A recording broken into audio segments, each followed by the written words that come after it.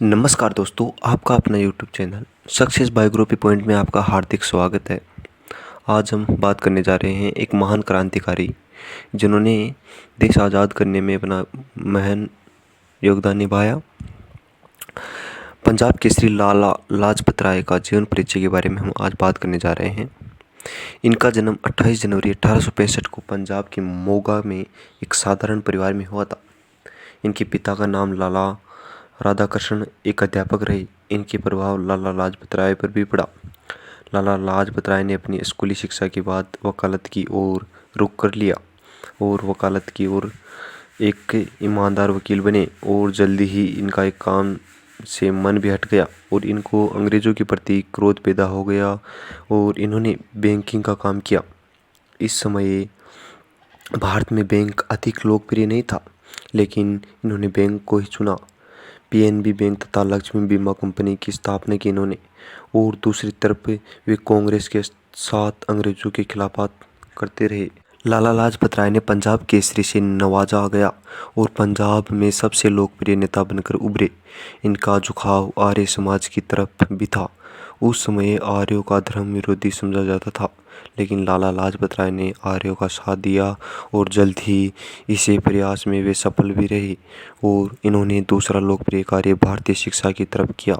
इस समय भारत में शिक्षा पुलवाला था, जिसमें शिक्षा का माध्यम संस्कृत और उर्दू थे। ज़्यादातर लोग यूरोपीय शैली से प्रभावित थे और जल्द ही लाला लाजपत राय को पंजाब में टीएबी स्कूल से जाना गया।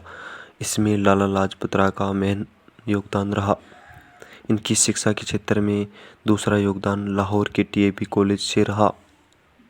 1888 में कांग्रेस का वार्षिक अधिवेशन इलाहाबाद में हुआ और यह लाला लाजपत राय के पास पहला अवसर था एक संगठन के साथ जुड़ने का और इन्होंने कांग्रेस में अपनी पहचान बनानी शुरू कर दी और धीरे धीरे वे पंजाब प्रांत के कांग्रेस के सर्वश्रेष्ठ प्रतिनिधि मान लिए गए।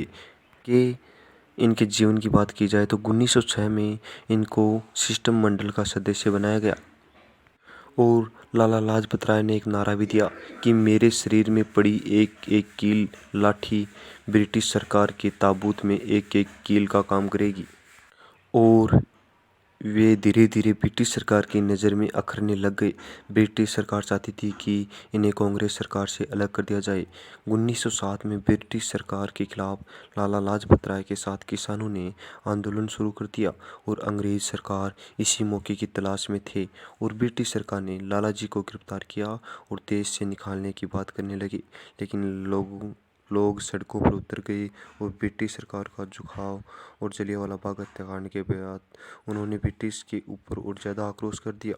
1921 में गांधी जी द्वारा चलाया गया असहयोग आंदोलन में इन्होंने बढ़ चढ़ कर हिस्सा लिया और लाला लाजपत राय ने असहयोग आंदोलन में गिरफ्तार कर लिया गया, लेकिन यह बीमार होने के कारण इन्हें जल्द ही रिहा कर दिया गया।